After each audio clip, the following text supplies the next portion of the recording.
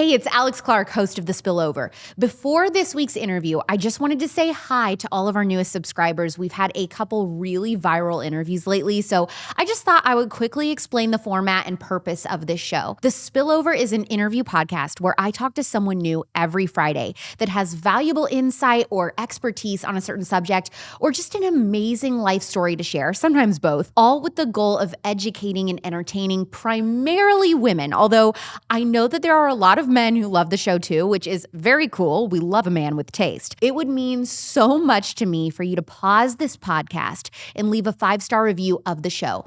What episode hooked you? Which guest has impacted your life the most? Why do you think this podcast is important for building a countercultural movement to what we see and hear daily in society? It was important to me to create a show within the conservative movement that would initiate cultural conversation among women. Have we done a good job of that? Please let us know by subscribing and leaving a 5-star review. I also want to remind you that every episode is available to watch on the Real Alex Clark YouTube channel. We also have merch. A brand new, soft, unisex long sleeve spillover tee is available on tpusamerch.com. Okay, now let's do a show. This episode contains descriptions of rape, violence, and murder. Listener discretion is advised.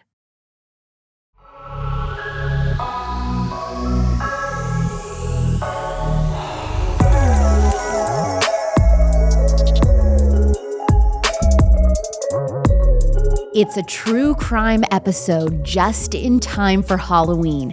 My guest accidentally fell into a 25-year career as an FBI agent and a SWAT operator after surviving a violent attack. Now retired, her expertise as an agent was in violent crime, gangs, terrorism, crime aboard aircraft, and she's a tactical EMT. She has received numerous awards from the FBI, Department of Justice, and the CIA. She is the CEO of Firearms Beyond International, an organization that provides training events and self-defense classes that allows someone to experience what it would be like attending the FBI Training Academy. You get to experience what it would be like as an agent and learn hands-on self-defense and tactical training by retired FBI SWAT agents and firearms instructors like herself. There's actually quite a few things I wanted to talk to her about today. Her story on how she became an agent, the cases she's worked that impacted her the most, as well as getting her take on the Idaho 4 murders, the Delphi Indiana child killings, if she believes there are terrorist sleeper cells currently waiting to attack in the U.S., plus survival tips that we can use if we ever find ourselves the victim of a violent crime or abduction. Please welcome retired FBI agent and mom of 3, Jennifer Coffindaffer, to The Spillover. You grew up in Kansas. Your dad was a dairy farmer. You never planned to work for the FBI until you were violently attacked on your college campus. Take us back to that time in your life, your aspirations, and what you remember about that day before the attack. So Alex, when I look back at that, it was such a different time for me, I think even as a person, because I was so shy. And when I say shy, that's not the right word. I was naive. I really never thought about ever, getting attacked or that anything like that could happen. I lived in Kansas, and it was such a great day. I remember we had what we call chapter whenever you're in a sorority. And so after school, you go and you study, you hook up with your girlfriends, and then you have chapter. And it was probably about 10 o'clock that night. And I remember it being extremely cold. And whenever you have chapter, you also have to be in a dress. So I remember it being very cold and being in that dress and going just across campus to hook up with one of my girlfriends who was also in the house to study for a Spanish test. And loaded up my books, got in my car, and headed over to see her. And as I was driving, I recall seeing headlights as I looked in my rear view, but not thinking much about it. I can't even believe that I noticed that. And you know how you notice something like that, you don't think anything of it. So I continued on. As I pulled into the apartment complex, I went to the right, they went to the left. So completely didn't think anything of it. Pulled up, got all my books, gathered up, and got out of the car. And as I started walking toward her foyer door of her apartment complex, I started hearing footsteps behind me, and I looked behind me. It's interesting how you immediately know if you're in danger in those sorts of situations. As I caught his eyes, I dropped my books and just took off running, thinking if I could get to that foyer door and get inside, maybe I could be safe. He took off running after me. I got to the foyer door, opened the foyer door, but just as I got it, he put me in a headlock and he took me to the ground and hit me, began to, try and rape me.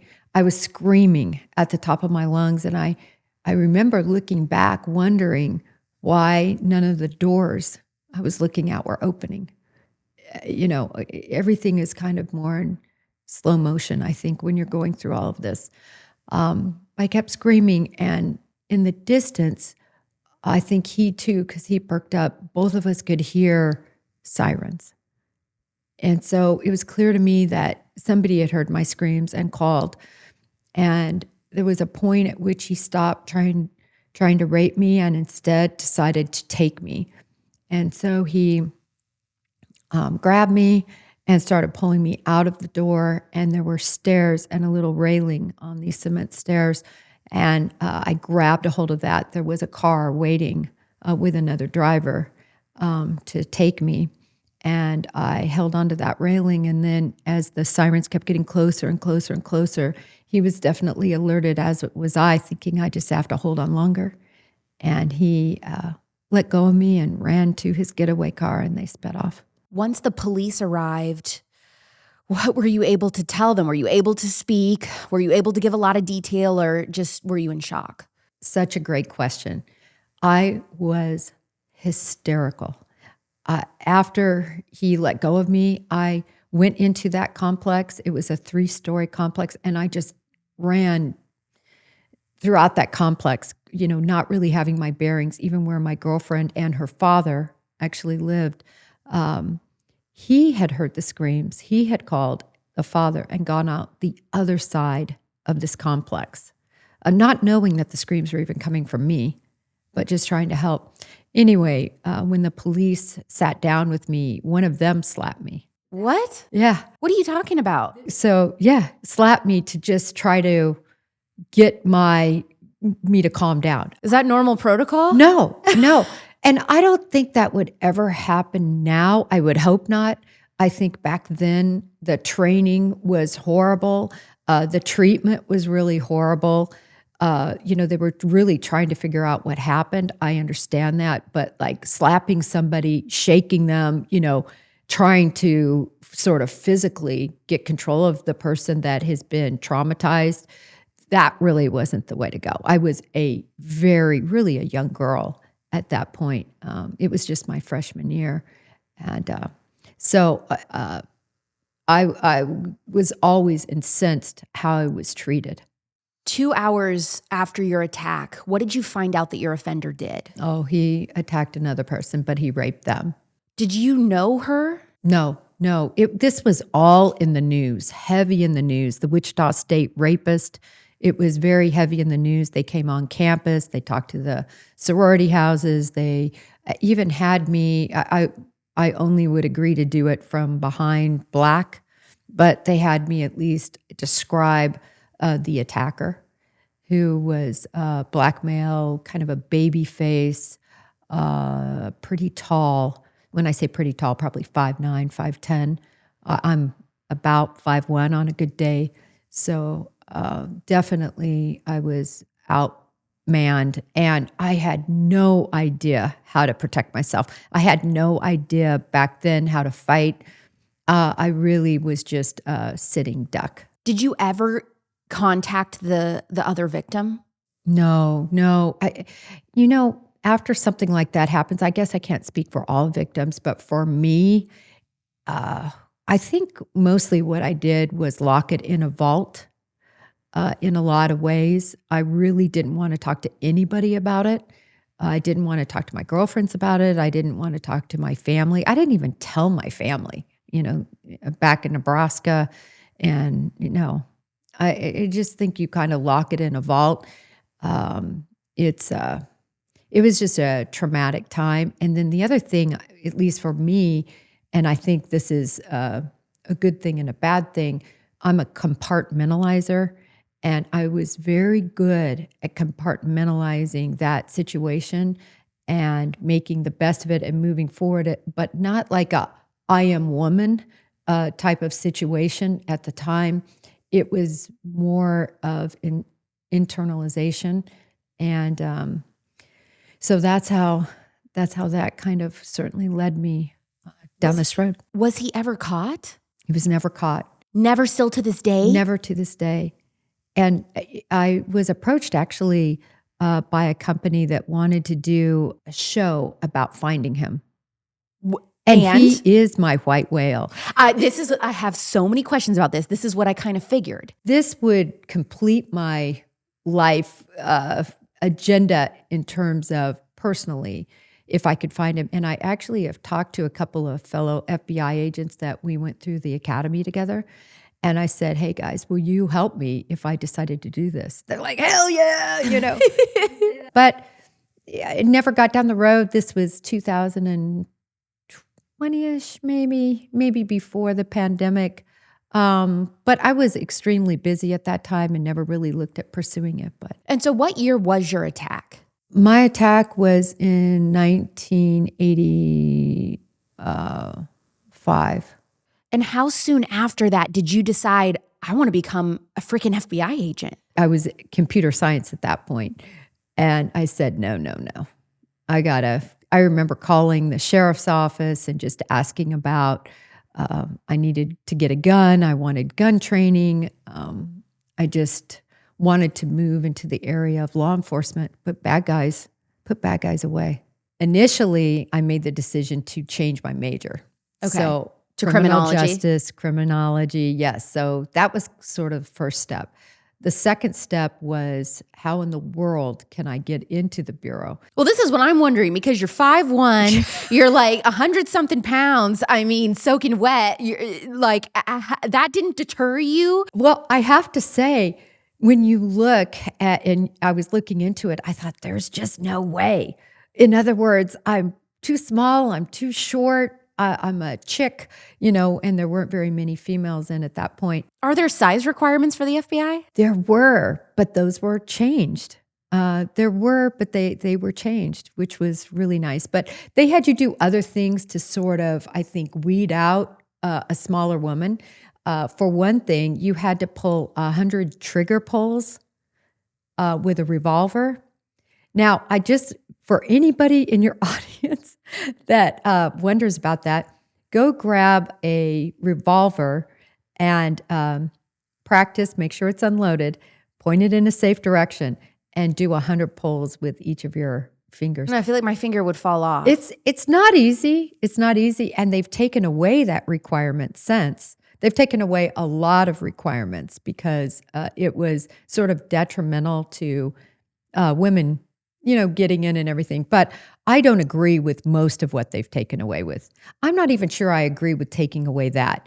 If you can't do it, go back, work on your hand strength, and go and retry out. I really don't believe in altering requirements because a woman can't do it. I believe a woman should be able to work hard so that she can overcome those requirements. And then that way you don't have this line of separation with a guy saying, well, yeah, she got in because they lowered the requirements. Thank goodness I got in at the time frame when no requirements. Yeah, I was going to say, do you think that the FBI now, to hit diversity quotas, is letting people in that they really shouldn't? Possibly so. Yeah, I think we've seen a lot of that. And then even being able to survive Quantico, everything's changed a lot. The pull-up requirements, the physical fitness battery requirements, a lot has changed since I went through. And it's really disappointing to me because women can do all these things. It just means they have to work out hard for months in preparation physically. And you don't want to go out on the streets with somebody who's not in that kind of shape, who's not physically able. Right. So... Okay, so how soon did Silence of the Lambs come out in relation to your training? Oh, this is great. So a guy actually in my class, I'll just say first name, Mark, he was a physical fitness instructor at Quantico before he became an FBI agent. And he was invited to be one of the actors, if you will. He wasn't an Like actor. an extra? An extra. But he actually got to do the scene where he gets handcuffed. And so we got to go and, be a part of that opening. No way. Yeah, no, this was really cool. And all those actors in there, or they're not actors, all those agents were true trainees. Like the people you see walking around. Doing the obstacle course with her and all that kind of stuff? Yeah, everything. The guy who taps her on the shoulder and says, "Starling, you have a phone call at the very opening scene." That's Mr. Bonney, who was my fit instructor. And the guy who hands her creds is Mr. Stowe, who handed me my creds. So it was really interesting because you see the people that became agents. So how accurate was that movie to your experience training for the FBI? Oh, the training was very accurate, but you would never take a trainee out and give them a case like that or have them help with that case. But in terms of everything you see in that movie, that's real. Those offices, the photos on the offices, the attire we wore, the obstacle courses, all of that was the way it was. If this isn't you, it's someone you know. In every friend group, there is a girl who has like 23 cups around her at any given time. She's got her water, she's got her Diet Coke, her coffee, some sort of healthy drink, maybe a lemonade, energy drink, and a bunch of other things that I don't even know when she's gonna have time to drink. She probably doesn't either. Personally, I sip on one thing a day, like literally 1 cup of water. It could take me 8 hours to drink, which is bad, I know, but that's neither here nor there. But if you're one of those weirdos that likes to have a lot of drinks, here's another drink that you have to try: squeezed juice. Squeezed juice makes 5 flavors of fruit juice made from a small, conservative-owned family farm in California. And everything they make is 100% juice, not from concentrate, non-GMO, no water added, fresh pressed, HPP pasteurized, and with all the vitamins and nutrients intact, so that the juice is actually healthy and really, really good for you. Squeezed juice is the closest thing to squeezing your own fruit juice without the work. And it ships on non-toxic frozen ice straight to your door, so it can go right into your fridge. Squeezed juice is truly a tree-to-bottle product. Their pomegranate and mandarin juices are so freaking fresh, you will feel like you are biting straight into the fruit, but there is no pulp. I'm not a pulp or thick juice girl, and this is so good. Squeezed juice also has 3 functional juices that offer special benefits perfect for specific needs of your individual lifestyle. So here's one. Squeezed juice has the power juice. It's a green juice with a blend of amazing ingredients like matcha, spinach, cucumber, and celery to power you through your day. The immunity juice is full of vitamin C with a kick from ginger, turmeric, and habanero pepper. This is perfect for the upcoming travel season with the holidays and cold and flu germs being passed around at school. The bottles are these little 11-ounce bottles that are great to throw in a lunchbox. The Focus Juice offers natural energy from a plant called guarana and has a taste of beets and strawberries. I really like this one, and 1 little bottle of the Focus Juice is equal to 1.5 cups of coffee, except it's way healthier. You are never going to taste juice the same way after trying squeezed juice. Go to shop.squeezedjuice.com and use code ALEX for 25% off. Shop.squeezedjuice.com with code ALEX for 25% off. I know you're thirsty. Shop.squeezedjuice.com with code ALEX for 25% off. And if you forget, just click the link in the description. How many women were in your training class? 4 women. Yeah, and they were amazing. We had a world-class swimmer from Stanford, Michelle, that was my roommate. We had another woman from New York who was an exceptional runner, exceptional. And then we had another gal who was blue collar from Cleveland who was a teacher. And she ended up actually killing someone within her first, I want to say 1 or 2 years in a bank robbery shootout, a justified shoot. And yeah, she may still be in. Laura is her name. Yeah. So after that, after becoming a special agent with the FBI, you wanted to make the SWAT team. You were still nursing your 10-month-old daughter. You had to do a 40-yard sprint wearing 200 pounds of gear made for gear so heavy it was made for a 200-pound man. There you go. And I mean, how the hell is that even physically possible? Well, a lot of training. This is kind of funny. So initially I tried out for the Houston SWAT team. And that's when, before I had children or anything. And then when I transferred to the Dallas office, of course, I wanted to be on the Dallas SWAT team. And this is the time frame we're talking about after I'd had my daughter, and I was actually nursing at the time of my tryout, which was extremely difficult, physically speaking. But I practiced so hard for that tryout. And when I say I practiced, I would get up and work out. And then in the office, I had this wonderful partner. His name was Steve. He and I actually went through Quantico together, and just our paths put us as office mates later. And he was so wonderful. I would go and run my half a mile, come back, run in that office door. He'd be laying there on the floor in his suit, pick him up, pull him, pick him up, which is what you have to do in this tryout, and pull him 10 yards, really pick him up 10 carry a yards, person. like carry him 10 yards. And he put up with that. He was over 200 pounds, big guy. And that helped prepare me so much. So my hat goes off to Steve for letting me pick him up in his suit every day for day in and day out before that tryout. So talk about that SWAT training experience. I mean, when you were going through that and they said, okay, you got to run 40 yards wearing all this equipment made for a 200-pound man in, what was it, under 8 seconds? Yeah, it's a quick, you start out, we were on our stomachs, and you grab the M4. So right when the alarm goes off, the whistle goes off, you grab the M4 and then you pull yourself up and you're in all this garb. You're in your vest with a chicken plate, we call it, which is the plate that's on the inside that weighs so much. You're in your drop holster. You have your gun on your side. You have a helmet. And my head size is so small. I don't know about yours, Alex, but I have an unreasonably teeny head. And I would put that helmet on that they would give me, and this gear that is for a big man, and my helmet would be going like this. I couldn't even see. I'm like running, What was your number one worry when you were trying to make that 8 seconds? Actually, believe it or not, that wasn't the hardest one. The hardest tryout was or piece of that tryout, because there were 4 stations. The hardest one was the half a mile plus. And that's where I had to lift the man off the ground. That's the hardest, because you'd already run over a quarter mile. The time frame was very, very quick. And that was the hardest, because you were already gassed, and then you're picking up this guy, and I'm so small, I would have, whereas guys, most men are picking up the man from sort of under the arms. I was going down low, getting him at the waist, because they would be screaming, off the ground! And you were breastfeeding. I know. That was a hard tryout. My other 2 tryouts, thank goodness I didn't have that going for me. But yeah, it was really, that was difficult, a difficult tryout. What were the biggest struggles for you being a working mom?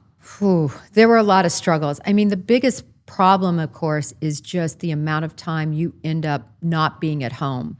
And then the other problem, too, I think, is dealing with what you're seeing at work, especially when you're working cases involving children and cases where children were affected, and just not bringing that home.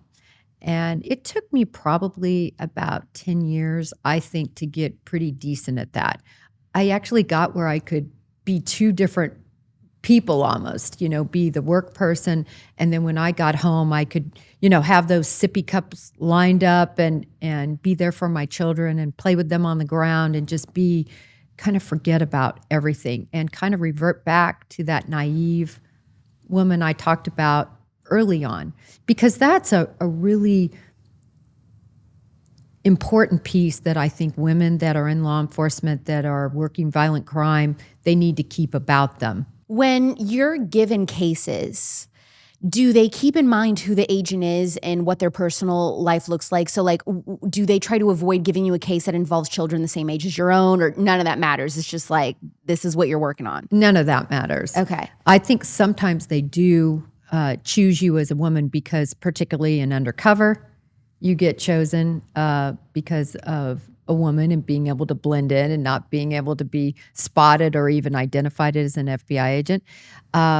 But for the most part, you're an agent, and your gender, your stature, your race, none of that should matter in terms of, the cases you're assigned. How many busts did you make wearing high heels? A lot.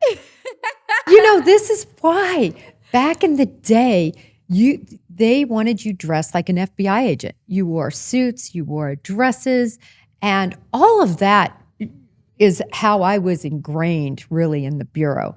And then, of course, now we have special, pants that you wear and shirts that you wear to ID that are dressed down for those situations. But girl, I'm old school. And that's how I grew up under Dick Ludwig, who was my boss, mentor, trainer. So in the middle of your career, you're focused on all these other cases. In the back of your mind, were you always following up and trying to solve your own case? No, I never had the time. And it's interesting, as I said, it's something I will do at some point, try to solve that crime. It's difficult because back then, there were no cell phones. Back then, the coverage you have to find on microfilm. There weren't cameras everywhere. Yeah, there's not cameras everywhere. Most of those people maybe have even died. Right. Well, how many victims total did the offender have? To my knowledge, 12. Oh my gosh. Yeah. No, this was somebody who I believe, serial number rapist. 10. Yeah, a serial rapist. And I think he never stopped raping. I think what happened was he was either arrested, died, went to another part of the country, and then was arrested. There's no way he stopped committing these crimes. I don't know why they stopped about 2 after me. I have so many questions for you today about current cases that are going on in the news, also survival tips, which we're going to get to during this interview. But I want to start with some cases that you've personally worked on that impacted you really way more than you could have ever anticipated. What is the case, Jennifer, that still keeps you up at night? I think the cases, I'm going to lump them in a little bit. The gang cases. I worked on the gang squad with the locals for about 5 to 6 years. And gang work is, in my opinion, the toughest work. Why? First of all, the people you're dealing with have, in most cases, they're really not even human anymore, but they started out human. And what I mean by that is they've lost all empathy. They do not feel, no matter what they do to you. Killing you, hurting a child, all of that is nothing to them. It's like you going and driving by Starbucks and getting something. That's how normal it is to do a drive-by shooting. So dealing with people who really have become inhuman in that sense, that will always weigh on me. Going into their homes and seeing how they treated children, how they treated animals, how they lived their lives is something you can never unsee. What were some of the scariest things that you walked into going into gang members' homes? For me, I don't know, I wouldn't call this scary, but the children.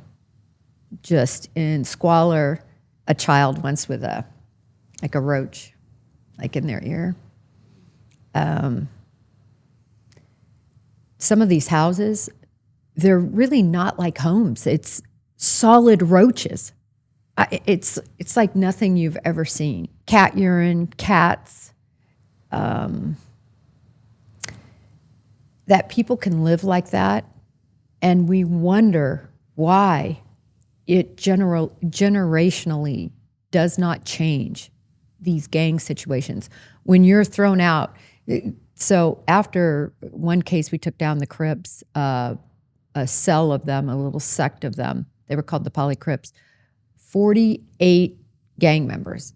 And those individuals I interviewed over and over and over again. I spent hundreds of hours trying to understand their language, how they wrote, what their words really meant, their tagging, all of that. I wanted to understand it. And there were 3 that were amazing. Even though they were the leaders, They were amazing considering everything they had gone through. They were intelligent. If they could have just gotten on the right track instead of the wrong track, but they were thrown out by their mothers at 8 years old. And I remember at the time I had young children, and you just go home and you hug your children so tight, because these are kids with cigarette burns, with being beaten, and literally thrown out, Alex, in snow. Why would they do that? Why would the parents do that? They're drug addicted. They're turning tricks, and the people that they're servicing don't want the kids around. And because they themselves have no other mission, meaning the parents, other than getting high. This is an epidemic that I don't think a lot of people really don't understand, because unless you're in those trenches, you don't see it. It's not well shown by the media, because I think it's just so disgusting and despicable. What are some of the most horrific gang initiation rituals that you came across in your career? Probably one of the worst ones was going to shopping malls and hiding underneath the car of women. And as they approached, they would grab their ankles and slit their Achilles. What city was this? Houston, Greenspoint. And then they just what? They're just supposed to walk away? Oh, no. Then they attack them further, whether it's theft or whatever they decided to do to that woman. But the reason you cut the Achilles is it makes it impossible for the person to run. Now, see, in that circumstance, what would a woman do? All you can do at that point is scream. You can try to do your best to attack the groin area. For instance, if they're going to try to rape you. Rape is, and I know you did a disclaimer, but the reason a lot of women get raped, especially if it's a one-on-one scenario and there's no gun involved, there's no weapon involved, a lot of reason is because the woman freezes. And I have classes now that I teach, and in every class there's multiple freezers. And you can get out of being a freezer by training and by being in those situations and being scared and overcoming that initial sense that you have to freeze. But so many women freeze, and that's why, unfortunately, the rape happens. Because think about this. The man has to take off his pants. He has to take off his underwear. He has to take off There's your some time pants, there your to underwear. wiggle around. There's a lot going, and he has to control you. Well, if you're frozen, it's a lot easier. There's a lot going on. And so I think it's a matter of a lot of women, of course, don't want to think about that or ever envision how it might play out. But, you know, she's still that person that would have gotten their ankles cut or their Achilles cut, still would have had the opportunity to knee, you know, as the person was spread out over them, grab. So there are some things, the most vulnerable area of a man really is the groin area. I know a lot of people teach, go for the eyeballs, you know, go for, I don't train that. I think it's nonsense, really, because the only thing you can do is try to incapacitate the person for a small amount of time for you to get away. But honestly, if your Achilles are cut, you can't run. I've been thinking a lot about if I ever have a daughter, just how many cool things I can't wait to tell her that I didn't know when I first got my period. Like, the more I learn, the older I get, I just feel like so much of the verbiage around getting your period as a woman is so negative. It's like, oh, this is the worst thing that can happen to you. And like, it kind of is, but there's a lot of really cool parts to it also that when you know them, you really can take back control of your life. I want to tell my future daughter about the different phases and moods that a woman goes through during her cycle, and that it's normal to feel like 4 different people a month. I want to tell her that her cramps might be worse because of the toxic chemicals on her pads and tampons. And so I will be making sure the only feminine products in my house that she uses are 100% organic cotton. Let me introduce you to GARNUU. Everything you need during Strawberry Week. GARNUU provides. You know them for their tampons and cups, and now they make organic pads, overnight pads, and panty liners too. GARNUU will never use chlorine bleach. There's no dyes, no fragrance, and GARNUU tampon applicators are BPA-free with a tube made from sugarcane. The wrappers for GARNUU's products are recyclable and biodegradable. We need to do a better job of teaching girls about their cycles, how to track them, the different phases, and why it's important to be picky about what you're putting inside your body. Subscribe to GARNUU and have your tampons or pads shipped straight to your door. No more starting your period and realizing, oh my gosh, I'm completely out of tampons. You can choose your delivery schedule to coordinate with your cycle. GARNUU is a conservative-owned company who isn't afraid to say periods are for girls only. Every purchase you make with GARNUU also goes towards helping women in Nepal affected by human trafficking. GARNUU means rescue in Nepali. Go to garnuu.com and use code ALEX for 15% off. GARNUU.com with code ALEX for 15% off organic tampons and pads. GARNUU.com with code ALEX for 15% off. Or get the link in the description. What do you think is the most terrifying and dangerous gang operating in the United States currently?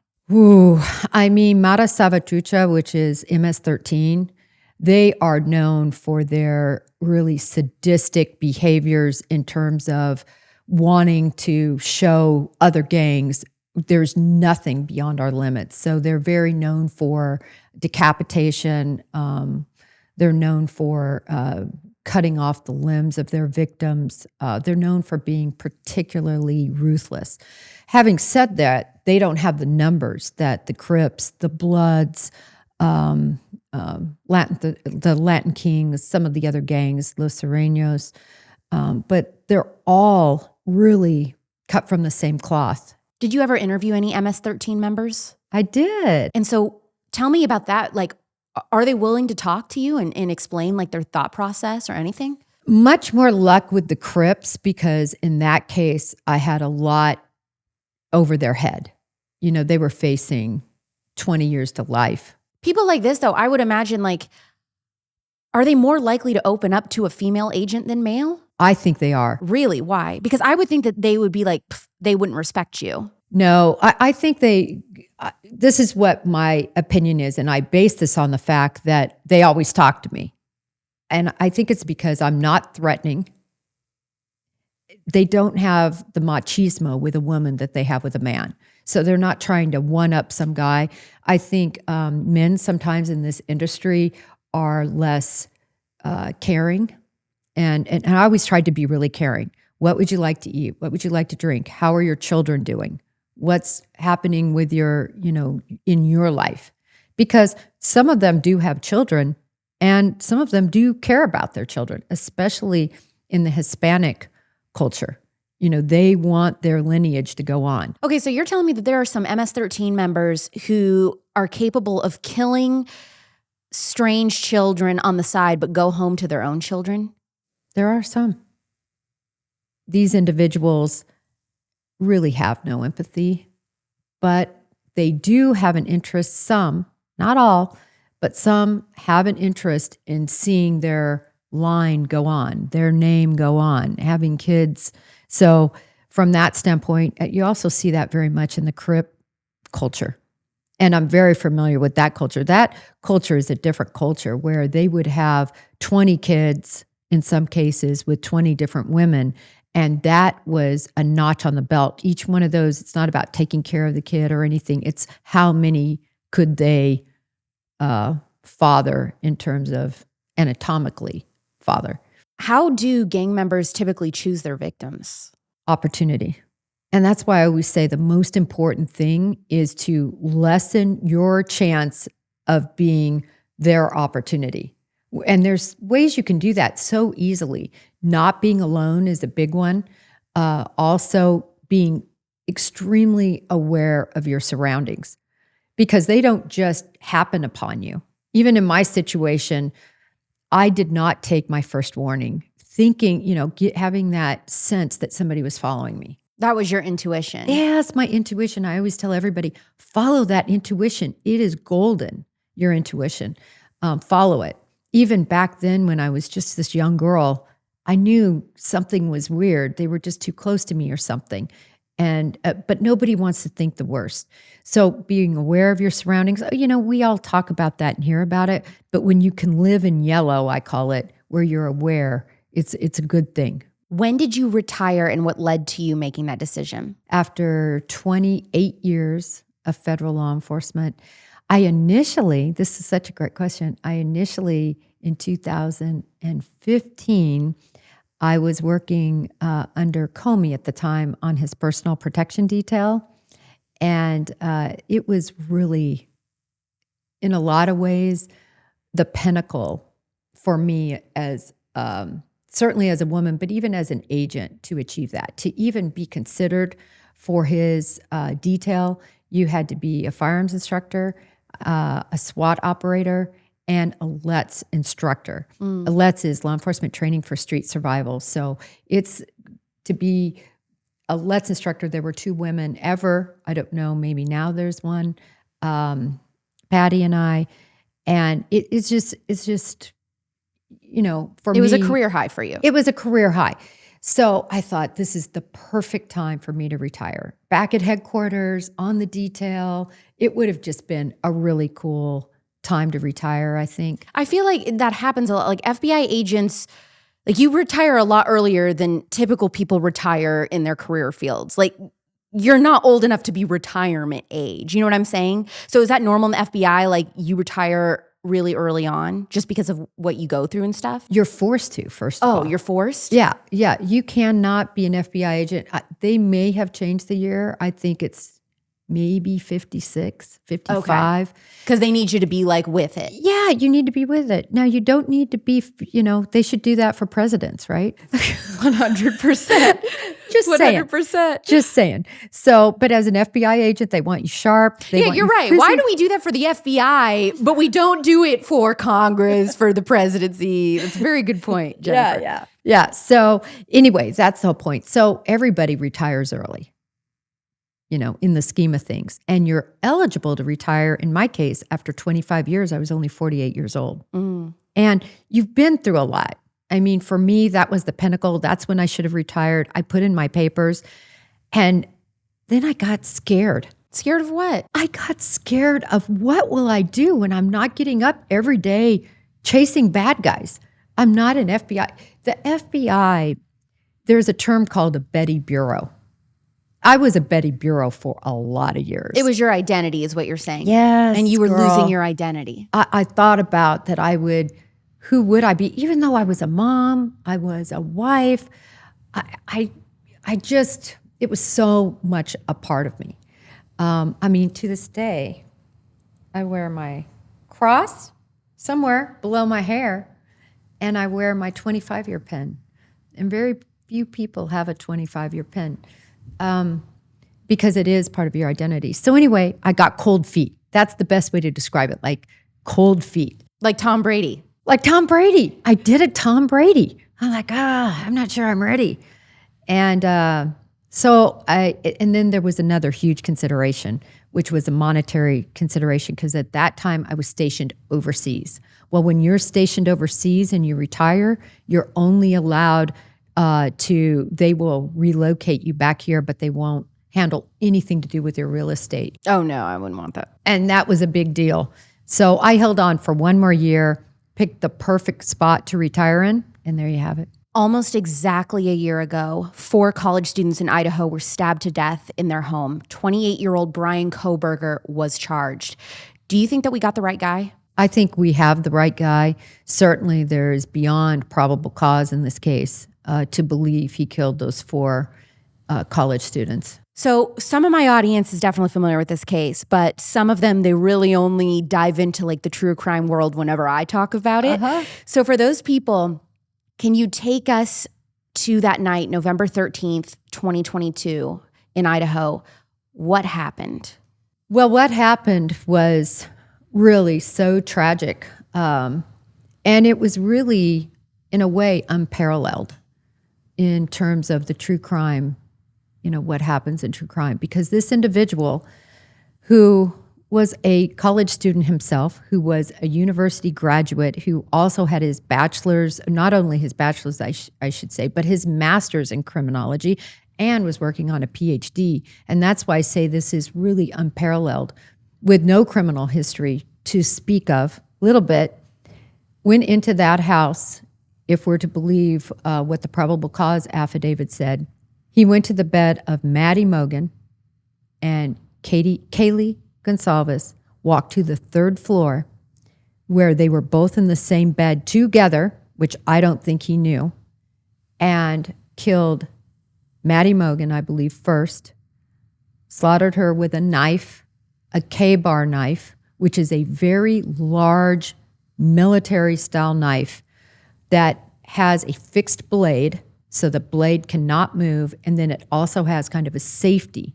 Now, you might wonder, why would he want that? Well, when you're stabbing, a lot of people don't think through it that commit these crimes, and their hand can continue down the blade.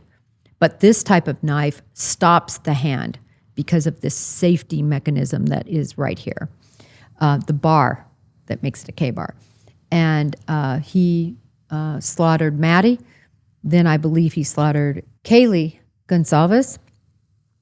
Then he departed down to the second floor, where he then slaughtered both Ethan and Xana Kernodle with the same knife. Do you think that any of these kids heard the other attacks going on and knew that somebody was coming for them? Yes, according to the probable cause affidavit, which is really the bedrock of fact of what we know. There's so much going around on social media that is just inaccurate. And it's really, really unfair to the investigation, because it's speculation. A lot of it has been literally made up by different social media, YouTube. It's unbelievable what they do. But in any event, if you look at the probable cause affidavit, one of the surviving roommates, and there were 2 surviving roommates, she actually heard initial noises that involved Kaylee's dog, which I think kind of irritated her because they were keeping her up.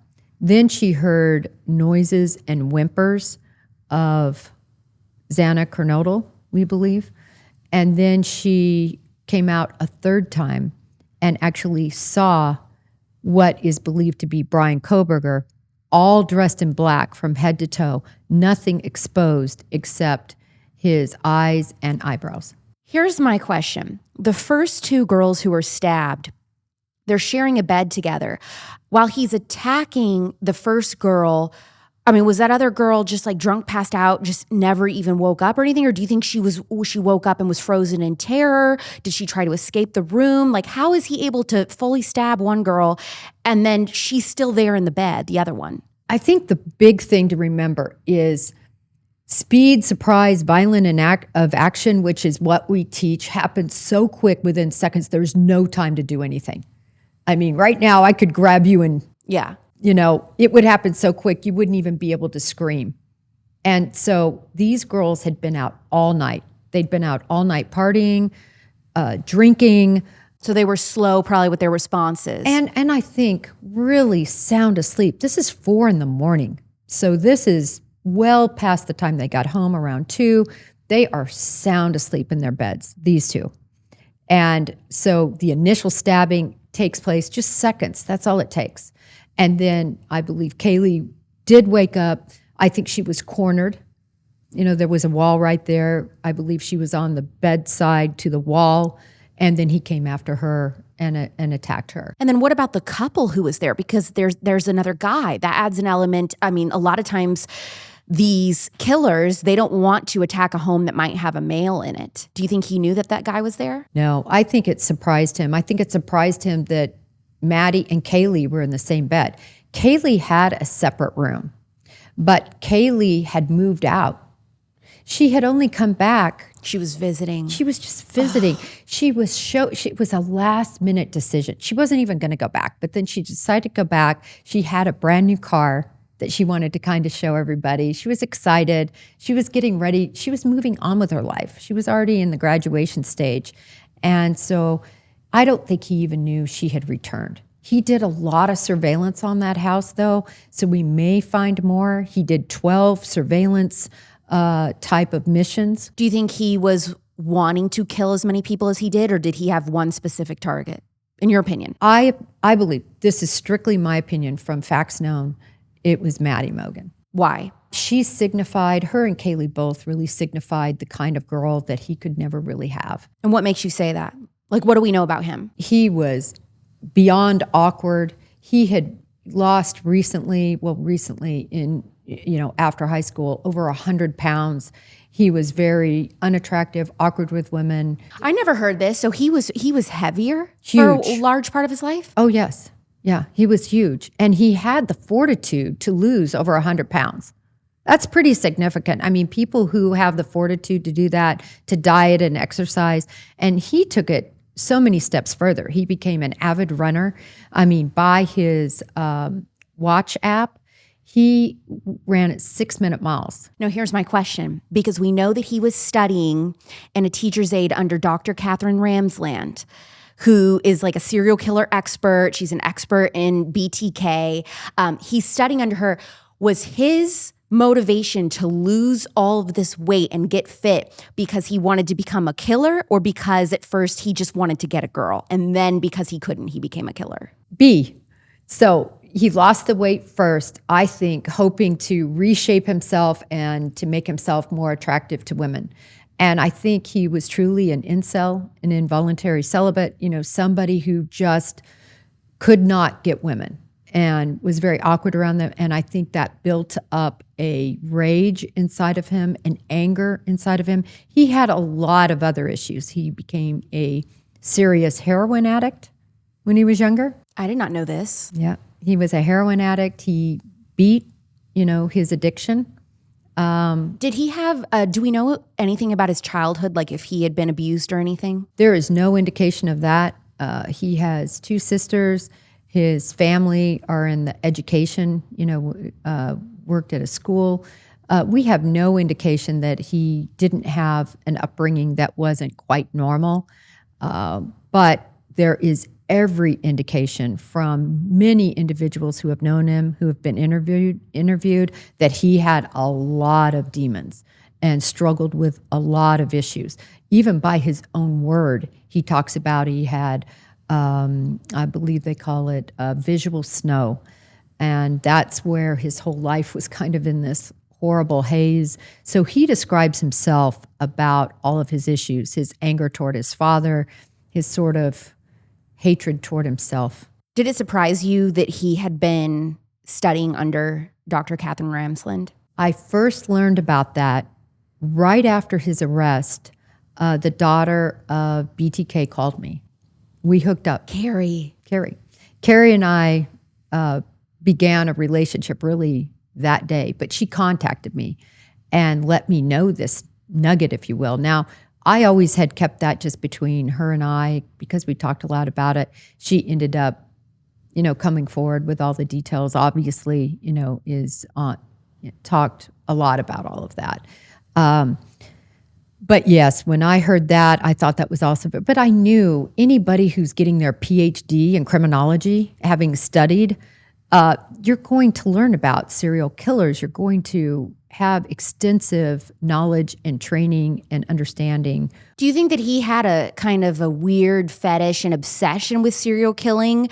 And so he was just like, well, I'll get close to it and that'll kind of satiate me. Or do you think he always had a plan of like, no, I want to learn everything I can because I want to become this? I think it was something he dreamed about, fantasized about, hoped he could make happen.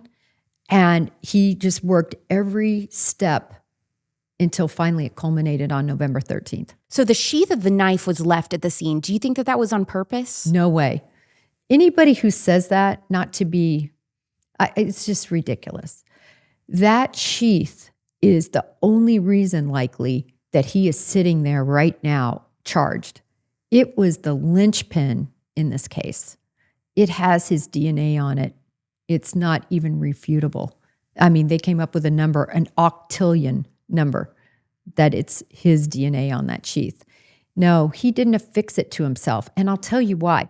When you deal with knives, You want to be able to get them out of their sheath, a big knife like a K-bar, easily. If it's hooked up in here, you don't want to be struggling with exactly where it is, looking down. So I think he had that sheath and that knife out just like this before he committed the attack. He took it and either put it in a side pocket or in his waistband. And then as he ravaged these girls, I think it came out and he didn't even know it in the flurry of all of this murderous spree he was in. What do we know about his family and their reaction to this arrest?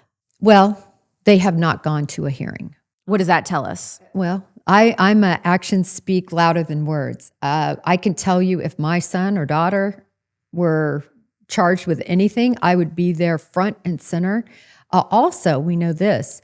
There was a woman that was killed over in the Pennsylvania part of, on the East Coast. Anyway, they have obviously looked at all murders that are similar over there to see if there would be any connection. And they held a grand jury on a particular murder. They subpoenaed both of his parents to come testify. His parents hired attorneys to fight going before that grand jury. Why is this? Because they're trying to protect their son, or they're just embarrassed and don't want anything to do with it? Well, I think if they were trying to protect him, they should have gone forward. In other words, if they had an alibi to show he couldn't have been involved in those murders, why wouldn't they have come forward? Could this mean that they know more than they've let on about his behavior? And Alex, that's what I think. I think that they did not want to be under a microscope having grand jurors ask questions too, but having a prosecutor ask them all sorts of questions that, recall, anything said in that grand jury could be given to the prosecution over in Idaho. Do you think they're the type of people that would help make this happen, help their son become a serial killer? Or is it kind of a don't ask, don't tell, we're going to just pretend like we don't know what's really going on with our son? And this is pure speculation. No, but let me tell you what I base this on. When he was younger, he stole his sister's cell phone, and his father turned him in to authorities, and he was charged. So I don't think this is a family that wants to, sweep everything under the rug. I think that they know they had a very troubled kid. I think that it reached terrible levels of being a person being completely out of control and being in a murderous rage that they didn't anticipate. But they knew they had trouble, Alex. Why did Bryan Kohberger waive his right to a speedy trial? Because the amount of information the prosecution has is overwhelming. 51 terabytes, I believe, of information that they have. That's a lot of terabytes. People have tried to explain it to me. It's like if you took every movie that was made in 3 years and put it on a disc, that's what it's like. Like, really? So what does that mean? Evidence against him? Yeah, evidence. Okay. And when I say evidence, some of it might not even be useful, but the defense still has to pour through it. So this is videos, this is interviews, this is every ounce of evidence that the prosecution has. So there's way too much for them to go through. So they just need more time? It's going to be years, Alex. Years? People don't want to hear it. It's going to be years. Do you think that this is a trial that's going to be televised? No. Ugh. Why? This is a massive case. Why wouldn't it be televised? It is massive, but when you think about, they do not want, look at how it's blown up on social media. It's insane. And these victims, I can just tell you from my perspective, coming from the law enforcement side, I don't want to see the 2 surviving roommates as well as all the other young people who were involved after that 911 call came in, all of them on the stand facing lights, cameras, and everything. So I just think it harms the case. Yeah. But from a defense standpoint, and I'll tell you, Mr. Gonsalves, he wants this televised. This is one of the victims' dads. Kaylee's dad, Steve Gonsalves, he is leading one of the charges, he and, of course, all the media outlets. Why does he want it televised? Because I think he wants people to see what was done to his daughter, to Maddie, and these kids. It feels like justice to him. It's justice, and I get that. It really hasn't been since Ted Bundy that I feel like we had a home full of college students brutally murdered. I mean, am I right about that? No, you really are right. And I do compare it a lot to the Cayo house at Florida State. A lot of similarities in terms of the brutality.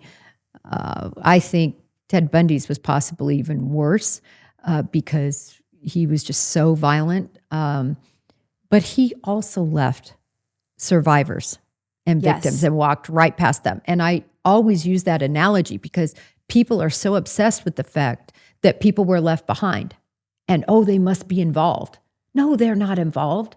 They're survivors. They're victims. Why would he want to leave them behind, especially seeing I'm walking past a girl right here? Here's a witness. Why wouldn't he kill her? Well, first, he's completely in black. I mean, this is all you can see. So I think he felt safe from that standpoint. The other thing is, I believe things had gone totally wrong in terms of this beautiful fantasy he played out and what really happened.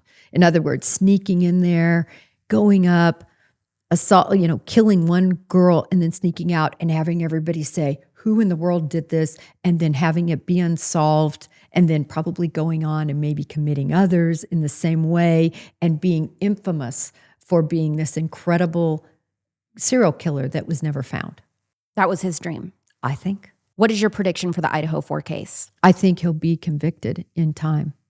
As far as whether he'll get the death penalty or not, that's another question. Why? It's on the table, but I don't know if they're prepared to do that. They haven't had anybody that they've sent to be, even though they've had the ability to in decades, I believe. So I don't. Just as a state, you mean? Yeah. I don't see it happening, but it could. I finally saw the Eras Tour movie. I actually went to a drive-in theater with my best friend Nicole, who lives in Kentucky. The only negative was the bathrooms at the drive-in had those nasty warm vanilla sugar type hand soaps. Without saying anything to each other, both my friend and I at the same time were like, dude, I want to gag having this on my hands. Once you edit out the majority of synthetic fragrance from your life, you will notice more than ever before how poisonous that stuff smells when you're exposed to it. Nicole was so anxious to try out my ALEAVIA body wash once we got back to her house, and after one use, she was hooked. You say, well, who cares? I have body wash that works just fine. First of all, does it? Second of all, ALEAVIA isn't just your run-of-the-mill soap. ALEAVIA is like the Rolls-Royce of body washes that does a lot more than just add some synthetic endocrine-disrupting perfume. I think that I would have been, honestly, at that drive-in better off just straight up not using the soap. I know that's kind of gross after using the bathroom, but seriously, it was probably worse putting that stuff on me than just, using some water to rinse off only. ALEAVIA is a prebiotic, 100% organic, non-GMO, and non-toxic body wash that feeds your skin's microbiome instead of stripping it. They have scented washes, but all the fragrance is real with essential oils and the real ingredients. After that trip, I went ahead and ordered ALEAVIA's hand washes too. So now I know what I'm getting my mom and my grandma's for Christmas. There's nothing synthetic or irritating in ALEAVIA's soap, even for the most sensitive or problematic skin types. Your whole family, even babies, can use ALEAVIA body wash. For example, in their prebiotic cranberry body wash, it has only 8 organic and non-toxic ingredients like Dead Sea salt, Acadian sea kelp, and coconut oil. These body washes help eliminate body eczema, keratosis, psoriasis, stabilize pH, help reduce fresh burns and scars, and are very anti-aging. One of the big reasons I wanted the hand wash, okay? Because hands tell your age before your face does. ALEAVIA's prebiotic formulas are perfect to speed up the healing from fresh cuts and burns and to minimize any scarring. It's not uncommon to use their washes and notice healing 2 to 3 times faster than normal. The green tea honeysuckle is my favorite scent, and this body wash is so clean and so powerful. You can use it as a shampoo and as a face wash as well. Even eye makeup remover. Just keep keep your eyes closed tight because of the dead sea salt. You'll thank me later. Since ALEAVIA is made without sodium lauryl sulfates, there isn't as much lather. I'm going to tell you that right now, but I find it way softer and easy to spread around compared to some of the other big name natural washes I've tried. Those I feel like it's like like trying to move that soap up and down my body. It's like horrible, but the coconut oil and ALEAVIA wash really helps. I've already seen the posts in the Cute Conservatives Facebook group from you guys who have tried it and are hooked. My crunchiest friends will not use any soap in the shower besides ALEAVIA. Now I understand why, and soon you will too. When you try your first order, go to ALEAVIA.com with code ALEX15 for 15% off. That's ALEAVIA.com with code ALEX15 for 15% off. ALEAVIA.com with code ALEX15 or click the link in the description. Another case in recent years that just keeps getting weirder and weirder. Weirder and weirder, Jennifer, is the 2017 Delphi, Indiana child killings. Now, here's what's crazy about the Delphi killings. When this first came out that there were these two little girls that were murdered in Delphi, Indiana, I was like, you're joking me. My parents are from Logansport, Indiana. This is where my family is from. This is like the town over. Delphi is like, I don't even know if there's 2 stoplights in this town. I am so familiar with this town. It is the middle of nowhere. It's just not a town that anything happens in. You drive through it and you forget about it. And so when this came out in the news, I couldn't freaking believe it. The murders of 13 and 14-year-old Abby Williams and Libby German.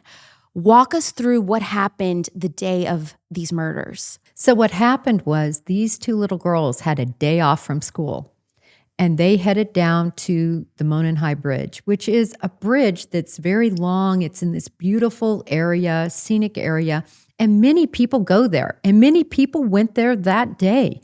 They were not the only ones on this trail and going on this bridge. And as they walked on this bridge, there was a man who has been called Bridge Guy who followed them, who fortunately Libby was astute enough to actually get a video of, and he ordered guys down the bridge, or down the hill, guys down the hill. And what we know after that is they never came home. And that caused the police in Delphi, as well as citizenry, to begin searching for them. Unfortunately, this was in the afternoon, and it wasn't until the next day in the morning that they were discovered by citizen searchers. And they were discovered with their necks slit open with a knife, and covered in some branches, and on the private property of a guy named Ron Logan. Ron Logan, according to the FBI, who was called in late, better late than never, they were called in and did a search warrant about a month after the murders. They strongly believed that Ron Logan had committed these murders. They, in fact, said there was probable cause in this affidavit to believe he committed the murders.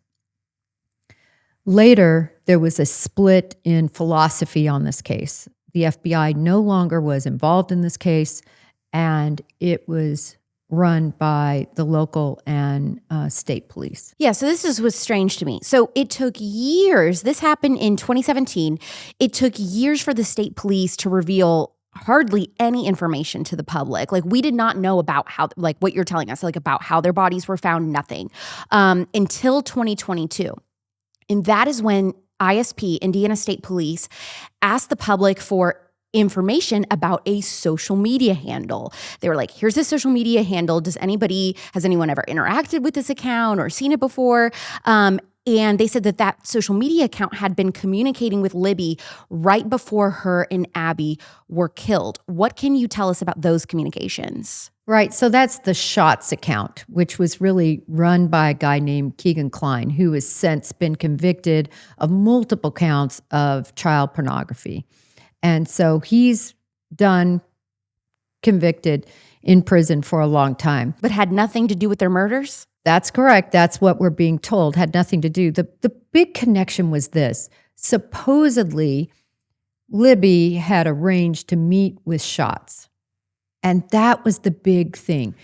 All of us, to me, to this date, I want to know how this murderer picked Abby and Libby.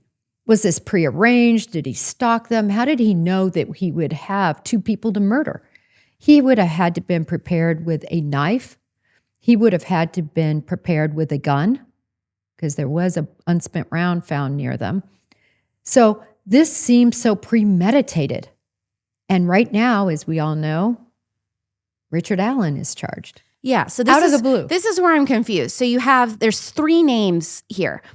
The guy who owns the property they were killed on, the very young 20-something guy that was communicating with Libby on social media, and then all of the sudden, we go from that guy, the social media guy being involved, to them announcing that they have Richard Allen arrested as the main suspect. So how do all three of these guys relate? Well, they don't really relate at all. They are as unrelatable as the two sketches that they put out indicating that, this is what the guy looked like. This case, out of every case I've been involved in, either as an FBI agent, on any task force, and since retirement, it's a hot mess. I was going to say it's a show. Yeah, is what it seems like, because nothing makes sense. It's all over the place. Do you think that they waited too long on the Delphi case to give the public more information that could have helped? Well, I have to say, I don't know if the specifics about how the girls were murdered would have been that helpful, but in a way, now we're seeing it is. Yes. So here's when I say this case gets crazier and crazier. The defense has come out and said that these girls were killed as part of an Odinist cult. It was a cult sacrifice to kill these little girls. Do you believe this theory? I don't believe it, but I do believe that if they wouldn't have been forced to resign off this case, which is a whole nother thing that's just happened within the last couple of days, that they were on the right track of getting reasonable doubt. And that's because the prison guards, which I have to point this out for your audience. So Brian Kohberger is, as he should be, at a county jail. He's getting a vegan diet. He's allowed to go to church. He's beautifully groomed for court, and they've even trimmed down those eyebrows. What? I think hoping if the eyebrows don't fit, they must have quit or something. Because his hair is all groomed. He looks amazing, right? And then you look at Richard Allen. Richard Allen is being housed. This is almost unheard of. I've been asked for somebody to tell me any other case like this. I don't think they have it. He is in a maximum security prison. This is where you put the worst of the worst offenders who have been convicted. And he's not convicted. It's not what our law allows for typically. Typically, pre-conviction, you're held in a jail. Why would they do that? Oh, it's astounding to me. So they've put forth the idea that Carroll County, where this took place, their county facility, they didn't have the resources to house him. I find that complete and utter nonsense. They're able to, house Brian Kohberger in a county facility. There's multiple other counties that could have been considered. He's just going to be sitting in one cell by himself. Yeah, I mean, this town, so Delphi is like maybe an hour and 20 minutes north of Indianapolis. I mean, there's definitely plenty of places. And by the way, he's on solitary confinement. So he's not even seeing the light of day for about 23 hours a day. And he has lost so much weight. He looks horrible. And what do we know about this guy, Richard Allen? He was a CVS pharmacy tech, I believe, worked in the pharmacy, did the photos, that sort of thing. He very middle class, absolutely no background in terms of any sort of violent crime or crimes being married committed. With kids? Married, yes, married, had a daughter even that was around this age, lived in a nice middle class house in Delphi. Just your normal average Joe. But I want to give you the evidence against him. He himself, just I believe a day after this crime was committed, he himself said, I was out there taking a walk too. I was watching fish. I was just hanging out. I go there a lot. And so he puts himself at the scene of the crime. Then, separately from that, there is an unspent round that is found near the kids. And the casing that holds the bullet has markings on it. They're extractor and ejection markings that are caused when a bullet either ejects because you fire it and then the casing comes out, or if you manually eject it, the whole thing can come out. So ballistics ties him to the case. Yeah, ballistics. But it's a little bit more interesting than that, because for a bullet, you can almost precisely show by the rifling that's inside a barrel and make two bullets say that bullet came from that gun. Well, this is a little bit different because when it was ejected, it was done manually, so the markings are going to be light. It doesn't have the force and the power of what would have happened if it were ejected from being shot. But they've connected that casing to the gun that they recovered from his house because of a search warrant. So in other words, they take that gun and then they manually eject, and they show that the markings are similar, if not alike. I've seen these hold up so well in court, but I've never seen a case where it's a manual ejection. Okay, so why in the world, this happened just a couple days ago, Richard Allen's entire defense team says, we're out, we don't want to do this anymore. They drop out of the case. What is up with that? They didn't drop out, they were forced out. Why? By who? I believe the judge. What does that mean? So it was an in-camera hearing, meaning it's a hearing that's done with nobody around, and you get called in, and in this particular case, there were crime scene photos that were released. The crime scene photos were released, according to the defense, by one of their friends that they entrusted to look at the photo. He then disseminated it. There's been reports on up to 3 different people that he gave it to, and then one of those individuals, minimally, gave it to a podcast. Oh my gosh. They're out. And get this is where it gets even crazier.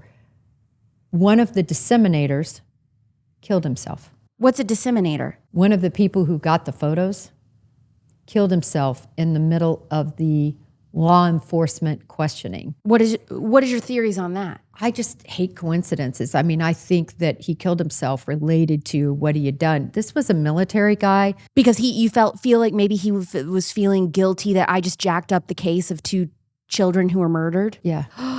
So it's just, as you said, it couldn't get crazier. We've got these possible pagan worshipers that have been partially implicated.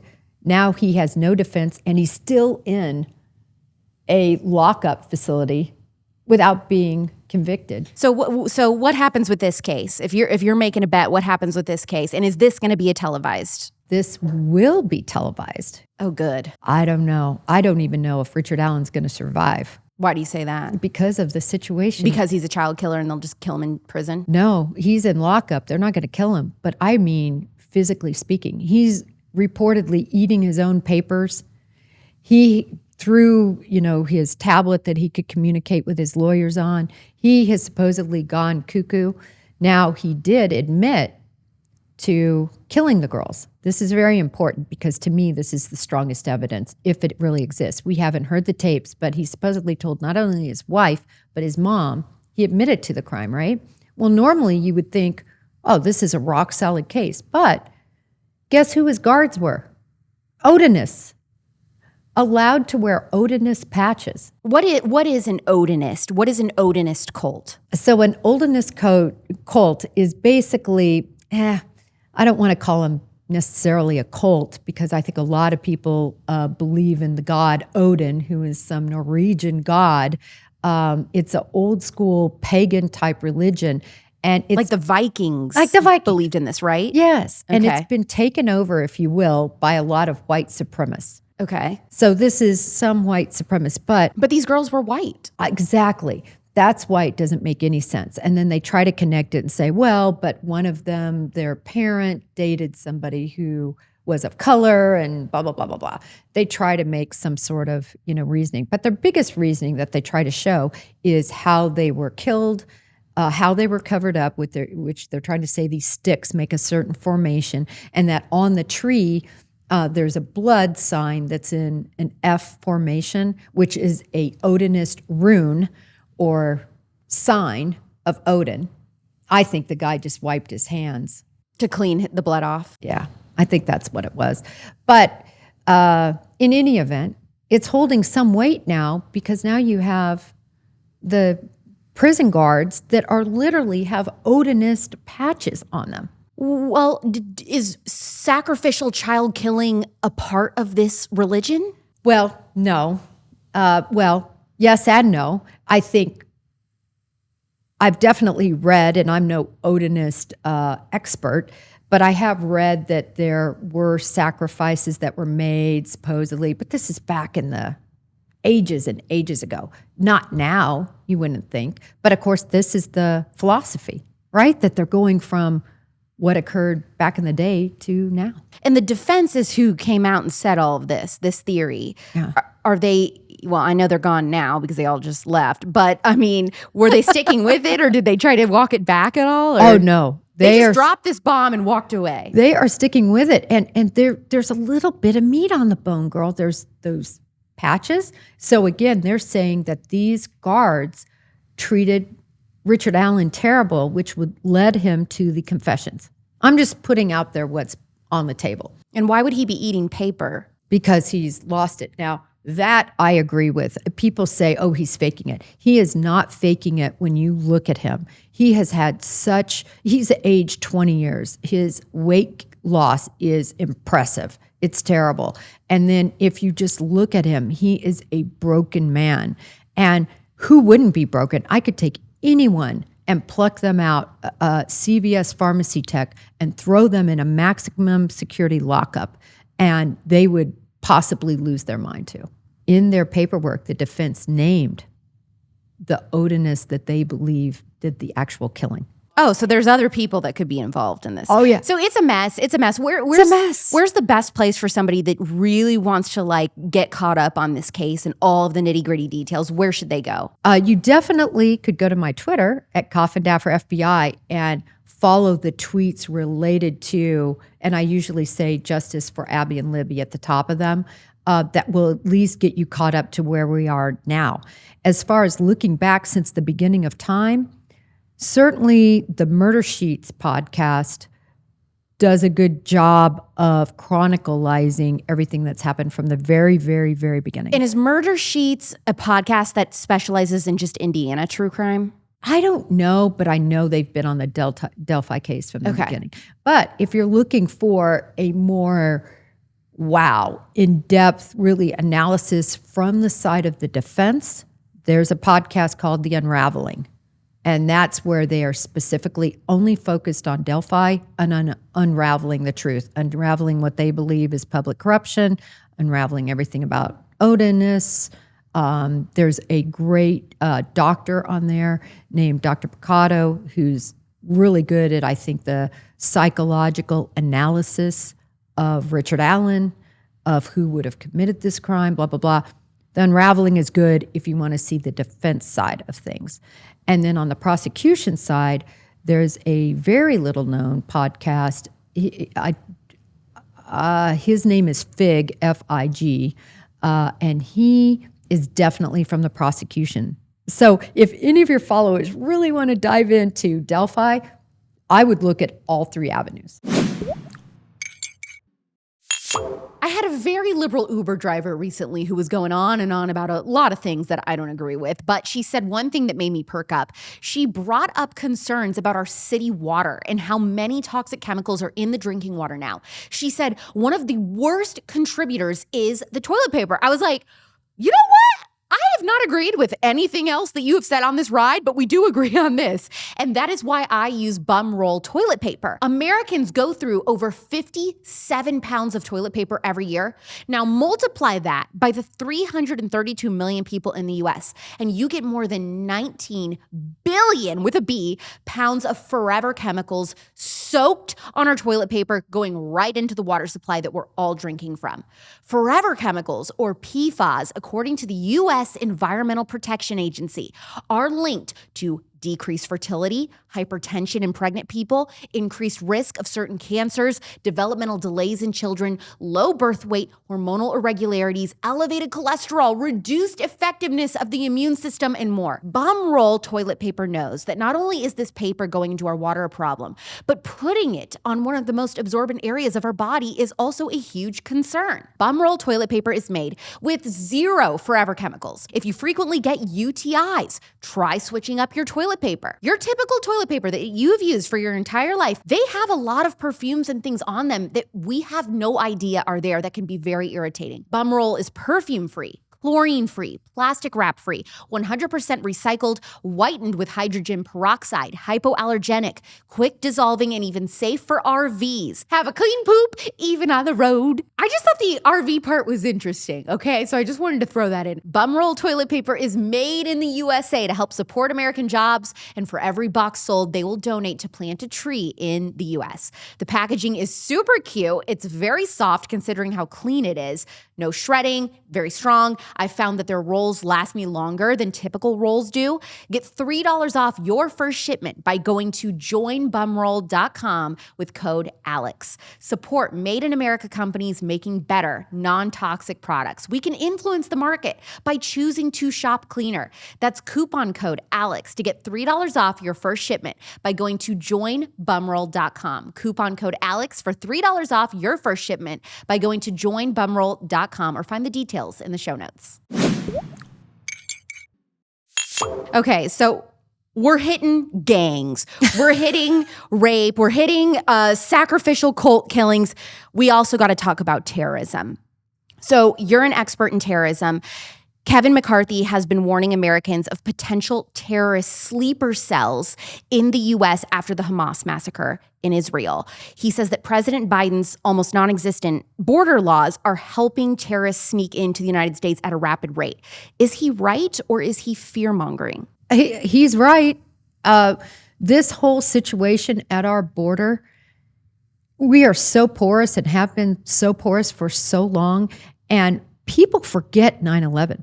They forget Al-Qaeda. They forget ISIS. They forget Hamas and Hezbollah and all the other named terrorist organizations that the FBI fights day in and day out for all of these years. It just has gotten quiet because FBI, CIA, all the departments are doing their job. But it's out there. I'm very concerned. I've been very concerned for a long time about it. I actually did a show with a FBI agent named Jerry Williams where we talked about a terrorist case that I was the case agent on. His name was Fazl Karim, right after 9/11, that tried to sneak in razor blades again on a flight, and caught him. But at that time, and this is probably 2 years ago that I talked to Jerry, I said, our porous borders have caused the possibility of the influx of even more individuals who hate the U.S. coming here. What is this idea about sleeper cells? What is a sleeper cell? How dangerous is that? So a sleeper cell, they're basically cells, if you will, or groups of individuals who are extremists who want to commit what they call jihad, Jihad, which is violence against Christians, violence against Americans, Israelis. I mean, they hate the U.S. And part of their mandate is to annihilate us. That's why our towers were hit, and that's what they live for, Alex. So these are cells of people that take their time, they're well-funded, they get immersed into America, and then they decide to commit a terrorist act. If there are sleeper cells of terrorists laying in wait across the country right now, in your opinion, what types of places or events would be most likely targeted? Types of events would be something like the Super Bowl. Airports are always a huge target. The Pentagon, the White House, any place that stands for America, anything that an outsider would look into the United States and say, this is the United States. Do you think Americans should be moving out of cities? No, I think that is when they've won. When you are already adjusting what you do based on terror, they have committed terror. No, but I think we should be vigilant. And what I mean by that is people need to take note of what individuals are doing. For instance, in 9/11, there were all these individuals taking these flying lessons, but they only wanted to learn how to take off. They didn't finish the lesson, if you will. So we need to be watching for things that are concerning like that. Individuals that have moved into the neighborhood that seem to be having meetings at night, that seem to be not falling in line. As an example, particularly people that are in mosques, that are the good people, good Islamic, peaceful people. When they notice something that they don't think is in line with their beliefs and they see them worshiping there, they need to come forward. So that's what we're talking about is vigilance. What should someone do if they find themselves in the middle of a terror attack in a public place? Well, the most important thing you can do is obviously remove yourself from that particular place. But part of the problem that happens is panic. And when people panic, people are run over, they hurt each other, they don't know where they're going. Panic is the worst thing. So I would say the number one thing is to mentally just prepare yourself that if you're going, as an example, to the White House or say on a visit, or you're going someplace that could be targeted in New York City area, just prepare yourself mentally. That's what I do. I take note of where the exits are. I take note of, people that are around me, and you can just be prepared. What would you do if something happened? In some of these situations, like if a bomb goes off or if a plane hits your building, there's not much you can do. When do you know, how do you know if it's better to run or hide? Well, it's better to run or hide when you can exit a complete area. When you can't exit, then you have to hide. Okay. This is something I think about a lot. Just being somebody that's obsessed with true crime, like you hear a lot about different types of attackers and different types of motivation for why they do what they do. Are there ever instances where it's a good idea to try to get inside of a kidnapper or rapist's head and talk them out of hurting you? No. Okay. I say no, because typical people who attack, rape, they're resolved to do this, they're going to do this, and you igniting their sense of power and their sense of overcoming you is exciting them. So screaming in terror, crying, begging, that's what they're hoping for. Right. So should you respond in a different way? Yeah. Like I've always thought I would just start being like, tell me about your mom or something and just see if that would like trigger some kind of childhood trauma and they would stop. I don't know. This is like the crazy things of me like having no idea how I would survive. Like this is what I think like, well, how do I know if I should do something crazy like that? No. But you're saying don't do that. I love that you say that because ladies, we are raised to be nice. We are raised to be understanding. We're raised to try to talk people out of situations, to try to communicate, to reach out to them in some sort of empathetic way. This does not work with somebody who is their mission to rape you and to murder you. So what you can do, you need to scream if you are in a public place. Obviously, if you're home and there's nobody else there, screaming is not going to help. It's only going to ignite their excitement. But if you're in a public place, you really do need to scream, but not because you're going crazy, but because you're sounding an alarm. But what you do need to do is go on the offensive. When I teach self-defense, the whole mantra is fighting dirty. And you need to get them surprised because reaction is slower than action. So the action that you do, they have to react to it, and it's extremely slow. So what you want to do is grab their head, headbutt them, knee them.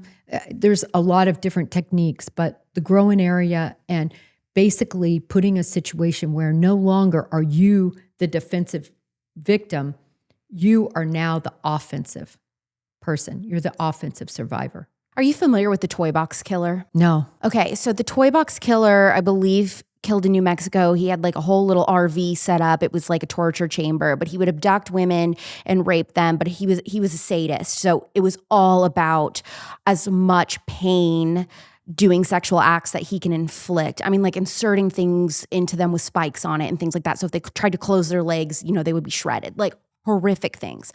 If you found yourself in a situation like that where they're getting off on your screams and your cries and your begging, what should your response be in that? Well, again, in that case, you're in an RV. There's nobody that's going to hear your screams. My first question would be, how did you get in the RV? Because I want to say that the number one thing is you cannot go with anyone, no matter what. That means jump out of the car. I don't care if it's moving. I mean, it's better if it's slowing down at a stoplight, but that means attacking him if he's the driver. Yes, are you going to get in a wreck? It's going to be way better than what you're going to come across if you go where he's going to take you. So my number one thing is don't go where they're trying to get you.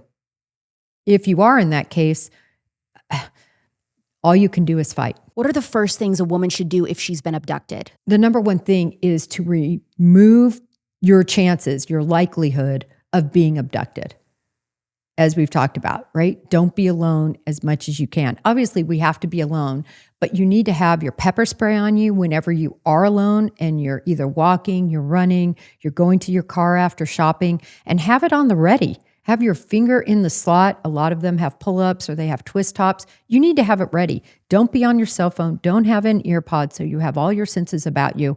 And this is going to lower your chances of even getting abducted. But say you are abducted, it is very important to fight. It just so important to fight. You're your last person. Worst case scenario, if you end up in the worst case situation, which you're dead, at least now they have their DNA all over you, under your fingertips, and hopefully you save another girl. Well, I was wondering if you're in a vehicle with somebody, for example, you're in the trunk of his car or even in the passenger seat, and there's no way that you can get out in that moment. While you're sitting there, should you be doing things like picking at your skin and letting it drop on the floor, pulling your hair out, putting it on the floor, like leaving DNA like that? Oh, definitely. Definitely, in terms of leaving breadcrumbs for law enforcement. But you also should be getting out of that car. What if it's going 80 miles per hour? Hop out? No, attack the guy driving it. He doesn't want to die either, right? He isn't going to want to die. So attack him, and then he's going to take, measures. If he has a gun on you, imagine trying to drive a car, control an individual, and have a gun. Yeah, so if he's driving and holding a gun to your head. Well, he's not really able to hold the gun to your head very well because he's watching the road and he's driving and he's got the gun that he's trying to keep on your head. So the number one thing I would do is hit his arm as hard as I could quickly because he's not going to be able to react. We do all these games, and whether you're in SWAT or whether you're at the FBI Academy, to show how slow your reaction is. So an action happens and he's not going to be able to react. So now the gun is gone, and then now you attack him. You grab the wheel, you hit him, and he's going to be fighting to keep that on the road. That's better than going where he's taking you. What should every woman learn in terms of self-defense? Every woman should take a class, but a class that is taught by somebody, I think, who has been attacked before and somebody that has extensive training in hand-to-hand, but not necessarily karate or jiu-jitsu, taekwondo, not saying anything negative against those, but those are classes that you have to take multiple times a week for years to get good at. I'm talking about fighting dirty classes. And the other thing you need to do is really get in a mental space at some point, whether it's when you're driving your car, whether it's before you're going to go to bed, where you mentally tell yourself you are going to be able to attack somebody. You have to have that headspace that you're going to be able to scratch, claw, bite, punch, do whatever you can to get out of that situation. So a big part of it is just mentally getting there. I tell you everything, so let me just update you on a little change that I've made in my skincare routine. I have found the game-changing treatments that you need for this glass skin look. And here they are. Combine a vitamin C serum and hyaluronic acid serum. You can't always mix powerful ingredients like these together, but listen to me. Hyaluronic acid and vitamin C are two that become even stronger when paired with one another. My skin has truly never looked this good. NIMI Skincare has a phenomenal vitamin C serum that is perfect for providing both immediate and lasting results when used together with hyaluronic acid. I cleanse with the NIMI Skincare Vitamin C Cleanser, tone with NIMI's hydrating toner to help get any makeup that the cleanser left behind. I do the vitamin C serum, then I do the hyaluronic acid on top of that, eye cream, and then I finish with the NIMI Skincare Hydrating Cream. I am not gatekeeping. I am telling you the secret to this significant increase in less redness I'm experiencing, less texture, more hydration, and more glow that I have in my skin. It is this exact recipe. NIMI is a conservative-owned skincare company that's made in the USA. They openly strive to support and conserve faith, family, femininity, and freedom. Feel good because you look good, and you're stewarding your money responsibly by supporting brands like NIMI Skincare. Try NIMI with my discount code AlexClark for 10% off. Go to NIMIskincare.com with code AlexClark for 10% off. That's NIMI skincare.com with code AlexClark for 10% off. NIMIskincare.com with code AlexClark for 10% off. Find the link in the show notes. You teach people how to shoot like an FBI agent and survive an unexpected assault. What self-defense tools besides firearms do you recommend a woman have on her? Well, definitely the pepper spray. The pepper spray goes a very far distance, and it's really incapacitating. What about bear spray? Bear spray is great, but if you go buy bear spray, it comes in a canister about this big. Okay, so it's too huge for your purse. It's too huge. You got to go with pepper spray, which they're both pepper spray. It's just the amount of OC that's in them, the amount of pepper, if you will, that's in them. So it's just the extremeness of the product, but it still works. What I always do say too is practice with it. Go outside, give it a little hit, and you're going to see, even if you're behind it and you're downwind from it, you're upwind from it, it's still going to get in your nose, your eyes, but you need to know that you can handle that, because it is not easy. At the academy, we get all sprayed up and it's horrible. And we have to, try to fight and defend ourselves even with that OC spray. So you need to know, if you're going to carry it, how it works. What is your favorite gun to recommend women carry that are just interested in protection? Okay. So ladies, whatever you do not get the gun that your husbands are going to want to give you, which is about this big, and it might even be pink and cute. They are the least, they cannot absorb the recoil. So when you shoot, it kills your hand because they don't have a big enough frame. Second of all, they're inaccurate because of that recoil and because of how they function. They're just not accurate. You need a bigger gun, like a Glock 17, which is a 9mm. I highly recommend 9mm. The FBI did all sorts of studies right before I left, and they determined a 9mm is the best gun even for agents to carry. Why? Because they have the least amount of recoil, the biggest amount of firepower, combined with the number of rounds a gun can hold. So even if you miss the first time, you've got 10, 11, 12, 14, 15 plus times to hit them. And I recommend the Glock 17. It's actually really light. It's got a great frame to absorb. It's extremely accurate. And it's just a great gun. Now, some women might be, Jennifer, that's a big gun for me to carry. Yeah, my thing is with Glocks, I had one and I sold it to my dad because I just feel like I have the weakest wrists ever. And I felt like I couldn't hold it up with just my wrists. I don't know. That's my biggest concern with that. But I guess you just have to practice and get used to it. It does feel like that at first. But I think once you practice it and get used to it, and I also practice what they call dry firing. You make sure, as I said, you don't have a magazine in it. There's nothing in the weapon. You're pointing it someplace safe. And you just practice that trigger pull, practice manipulating the gun.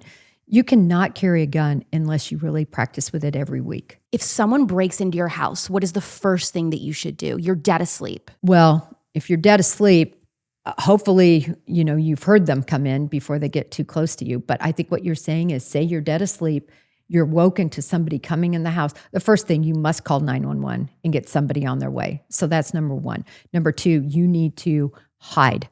So at that point, I would run, I'd lock the door. So when the husband grabs the baseball bat and goes downstairs to confront the guy, that's the worst mistake you can make? Yeah, you don't need to be doing that. I mean, if you really truly believe somebody is in your house. Now, if you just hear something and it could be whatever, a cat, a squirrel in your attic or something else, that's a different scenario. But if you truly believe, either maybe you have Ring camera coverage or you hear somebody walking through your house, lock yourself in your room. And then beyond the room, I would go to the bathroom, lock myself in there again. And then I would be poised ready with the baseball bat or with the gun. And now you are in the good situation, because now they're going to have to kick in 2 doors to get to you. And you're going to be able to ambush them because they're not going to know where you are. They kick in that door and you're there to light them up. What is the deadliest, most common mistake that you have seen victims of violent crime make? Trust. Thinking that somehow, as you said earlier, they can talk their way out of this, or this guy really isn't that bad, or it's going to be okay. That's the biggest mistake, is just really not judging what people are capable of. You have 3 kids. How soon did you teach your kids about how to survive violent crime, and what did you tell them? Oh my gosh. So my daughter has been through my class at least 3 or 4 times. And then we talk about it all the time. I just saw her yesterday and we talked about it again. So when they're little, I mean, when did you first start bringing it up? I took my son Kyle out with the SWAT guys when he was about 8 or 9 to shoot. And how much do you tell them about things like sexual abuse and shooting and stabbing and all that? So I think there's a big difference between alerting a child to abduction and going into those types of details. So I never went into those types of details other than they will hurt you really bad and to how to avoid abduction. But I also taught it was very important to understand firearms. First of all, because we have so many firearms in our house, that you can get a child to understand and to respect a firearm when at 8 they shoot it and they realize the magnitude of what it can accomplish. So I think a lot of people try to hide them and they never educate them. They don't get them out there and teach them. And that's the most important thing, I believe, is to teach. Education will cause fewer gun accidents. The problem is people don't educate and teach. So a lot of kids listen to this podcast with their parents. And, hopefully, probably they weren't listening to the whole first half of this. But if their parents were to turn on this podcast and go to this exact place, I'm curious to know what advice you told your kids, and then what advice you'd have for other kids. If you get kidnapped as a child, what should you do to survive? Well, definitely, we talked about it a little bit already, but leave those breadcrumbs, whether that's pieces of your hair, whether that's flicking away pieces of your skin, whether that's ripping off the top of a fingernail, whatever it might be, you want to leave a breadcrumb, because sometimes people who abduct children, as we've recently seen, and certainly does happen, they keep children for longer. So because of that, you want to make sure you leave a piece of you behind, touch things. So that's very important to being captured. I would say as a child, it's a little bit different than an adult, because oftentimes it's just a whole different reason that they have you. And so in that way, take every opportunity, if you're ever left alone, to escape. A lot of times, if you can build the trust of the abductor, they will actually leave you alone. And it's at that point you need to understand what doors are locked, what doors aren't, what you've seen, understanding the layout of the house you're in, and break glass, do whatever it takes to escape.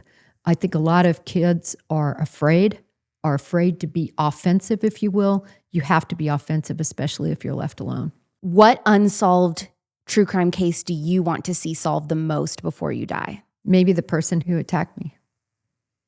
I would love to see that solved. Now that you're retired, have you started to dive into that at all? I really haven't. I still have a young one at home, and am so busy with the kids and then so busy with work and, everything. I haven't. But I think I'm definitely mentally ready to, a lot more than I was when I was younger. And so it's something I want to do.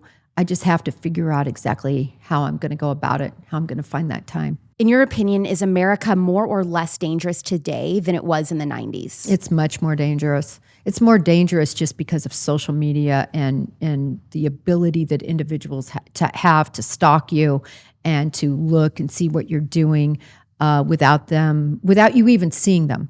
So, so often people are stalked on phones, on games. Your children just really aren't safe with people from far away being able to get into your kid's bedroom. If a woman wants to start training on how to use a firearm with you specifically, how can she do that? DM me. I'm on Twitter, Coffindaffer FBI. Shoot me a DM. If you shoot me a DM, I'll get back with you and we'll try to put a class together.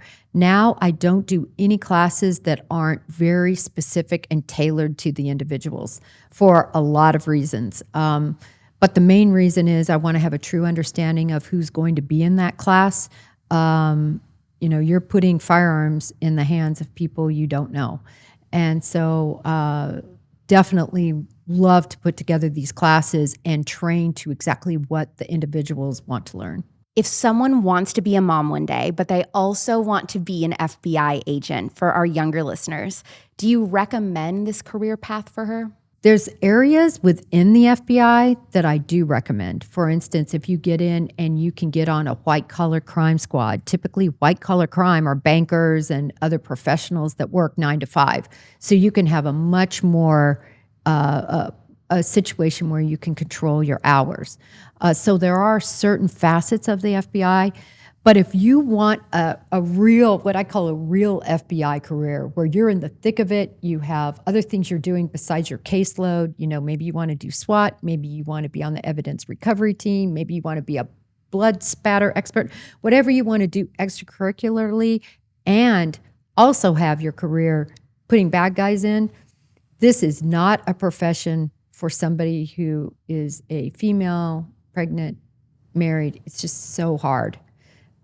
So I think you can do that part at first, maybe, and then break into an easier facet of law enforcement. Does the FBI allow that? Like if a woman wants to do like the hardcore stuff, like catching, bad guys and everything, like what you were doing, can you say, okay, now that I have kids, I want to go into like the white collar crimes? Yes, the Bureau, for the most part, and it's gotten kinder and gentler, I call it, as time has gone on, they're more understanding, certainly. The age of, the guys just being some, few, but some out there being hardcore, just terrible to women, that is going away, and it's going away quickly. So Coffindaffer FBI on Twitter, that's where you can follow Jennifer. Jennifer, thank you so much for coming on the Spillover. Thank you. It was great. I hope you watched this episode on the Real Alex Clark YouTube channel just because Jennifer is one of the prettiest guests I've ever had. I told my team, I hope I look like her when I grow up, not to mention how cool she is. I didn't know that female FBI agents could have such good style. Absolutely an icon and inspiration. She's one of my favorite follows on Twitter for minute-by-minute true crime case updates. So if you are a murderino, definitely follow her. I'm going to be jumping around every time, though, I get into my car now at a grocery store to protect my Achilles heels. That being said, don't forget to leave a 5-star review to support the show. This was not a controversial episode. I mean, it was educational, it was entertaining, at times maybe intense or scary. Next week, though, is going to be another highly controversial interview. It is a theology episode, all about heretical teaching and the false prosperity gospel that has taken over American churches. We'll find out why my guest believes that pastors like Stephen Furtick, Michael Todd, and churches like Bethel are leading people away from Christ, and how to find a biblically sound church. My guest has an interesting perspective on this because he used to be in the prosperity movement until he broke out out of it. I also ask him if he thinks the charismatic movement is biblical, if people being healed right on the spot is real, what's up with people who faint and convulse at church, what he thinks about speaking in tongues, and basically every other question that will get me in a pool full of hot water, as per usual. That brand new episode of The Spillover drops next Thursday at 9 p.m. Pacific, midnight Eastern, anywhere you get your podcasts, and make sure you're subscribed to Real Alex Clark on YouTube to watch the show. I'm Alex Clark, and this is The Spillover. Love you, mean it. Bye.